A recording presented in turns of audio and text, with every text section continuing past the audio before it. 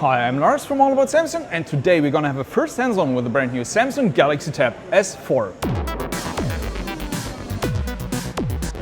With the first Samsung Galaxy Tab S, Samsung established a high-end Android tablet.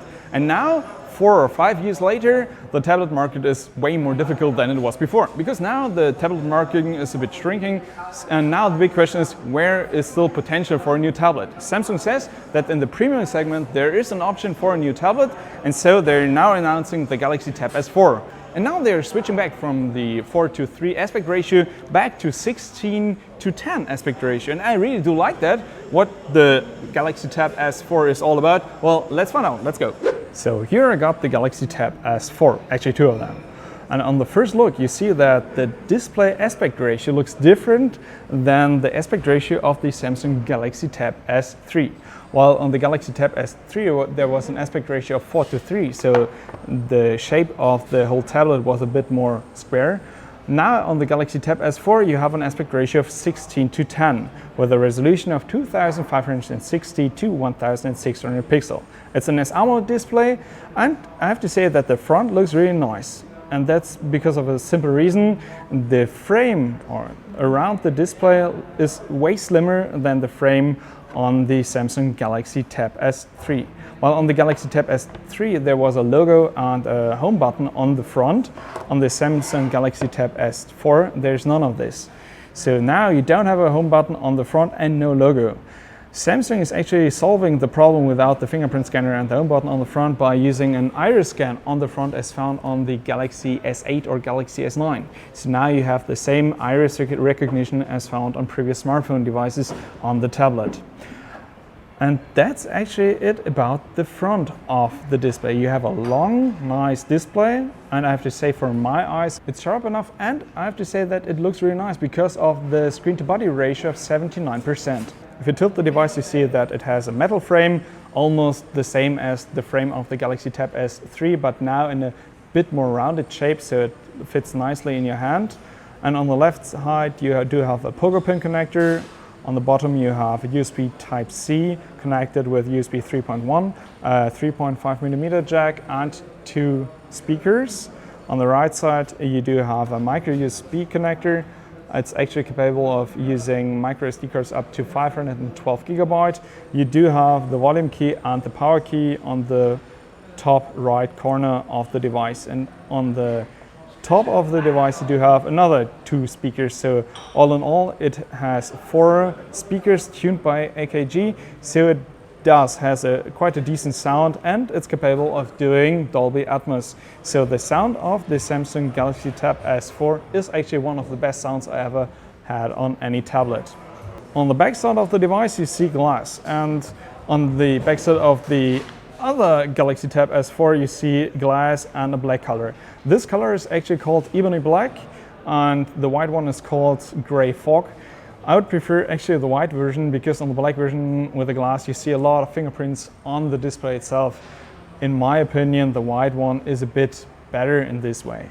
On the back you also have a logo tuned by AKG and the Samsung logo of course, and of course the main camera. The main camera has 30 megapixels and an aperture of f1.9. It's quite a decent camera, even though it looks stupid to take pictures with a tablet.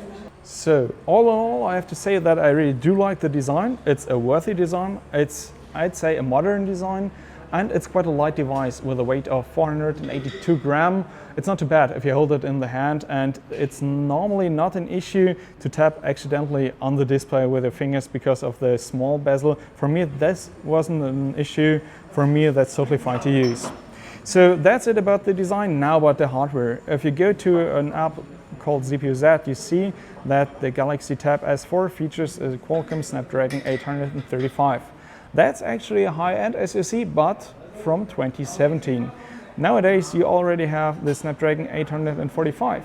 So I really don't know why Samsung is using this old SoC. It's actually powerful enough for all users, but it's still a bit odd that Samsung is using this SoC.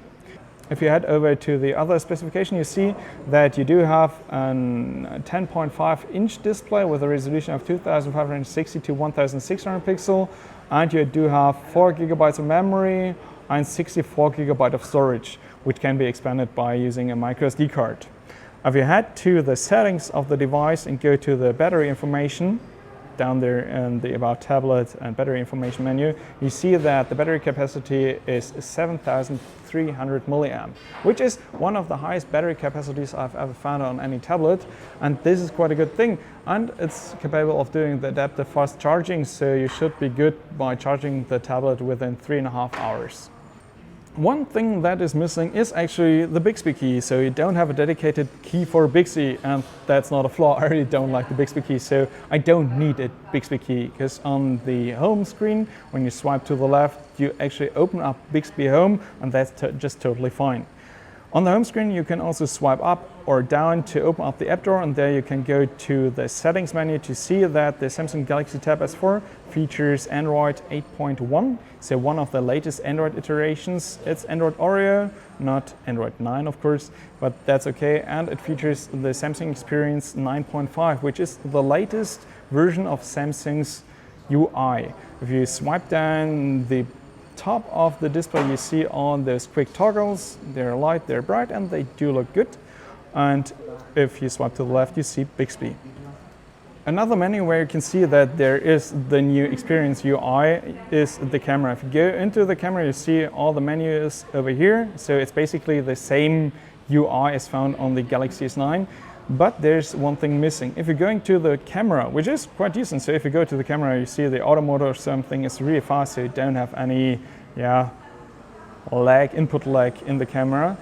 But you don't find the AR emojis, especially not in the selfie camera. The selfie camera is quite decent. It has an 8 megapixel shooter on the front, but there are no AR emojis on the front camera, and I really don't know why. You just have the selfie and the selfie focus, which actually blurs out the background. You can see it around, but there's no such thing as the AR emoji, and I really don't know why, because on the Galaxy S9, that's one of the signature features. If you go back to the main camera, you can also see in the settings that the camera is capable of doing videos with UHD resolution, so 3842 2160 pixels. It has no optical image stabilization, but I would say the camera is one of the better ones found on tablets. And another thing that's odd is if you go to the picture size, you see that the 30 megapixels are only available in 4:3 aspect ratio. If you go to the 60:9 aspect ratio, which would be more useful for the Galaxy Tab S4, you only have 9.6 megapixels. So that's in general about the Galaxy Tab S4, but one thing is missing, the S Pen.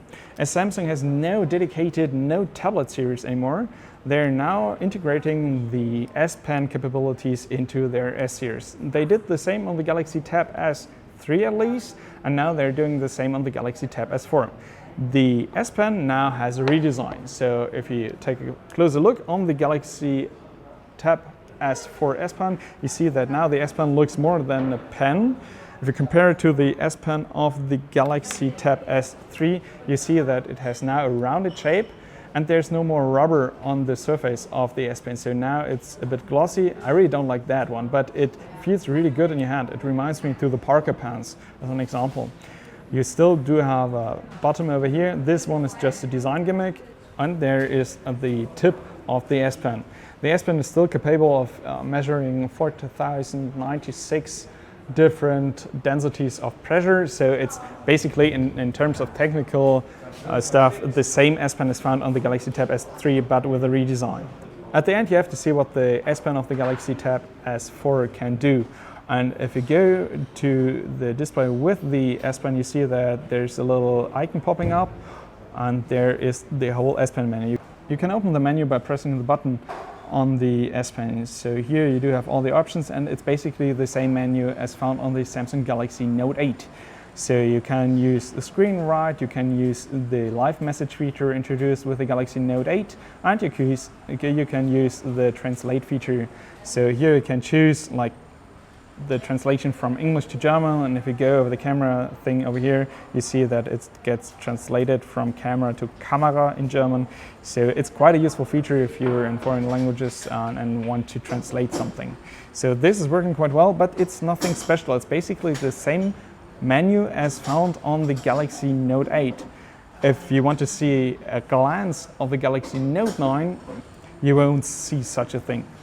And if you go to the Samsung Notes menu, you can do everything as you could do on the Samsung Galaxy Tab S3. So you can use like this brush and write something. So you can see it's really fast and there's almost no input lag while writing on the screen, but it's not that there's no input lag. So if you go to the pencil and you're really fast, there is not an instant mark on the display. It's really fast, so it's no big deal. Another thing to know about the Galaxy Tab S4 is the accessory portfolio. I'd say the most important out of that is the keyboard, and that's found here. The Samsung Galaxy Tab S3 also had such an accessory, but now it got improved. So the keyboard actually has now a depth of 1.5 millimeters, so the feeling on the keyboard is quite good and quite decent, and the distance between the different keys is a bit better now.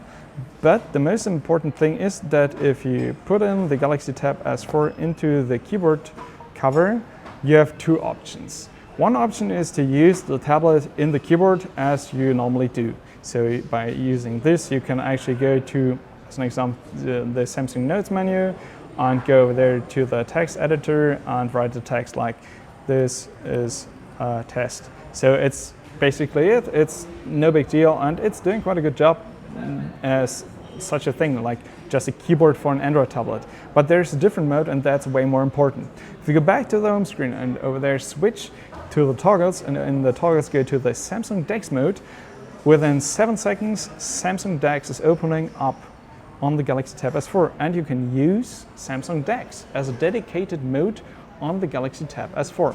So if you would add a Bluetooth mouse or something like this, you could actually use the Samsung Galaxy Tab S4 as a notebook like this. And the UI is basically the same as DeX on the normal desktop mode in the normal DeX station.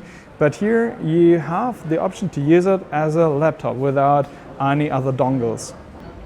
Only bad thing is if you're using the tablet like this without a mouse, then it's maybe a bit too small. You see the icons are very tiny, so it's hard to use that way. But it's a nice thing that you can actually use the Tab S4 in that mode without any dongles.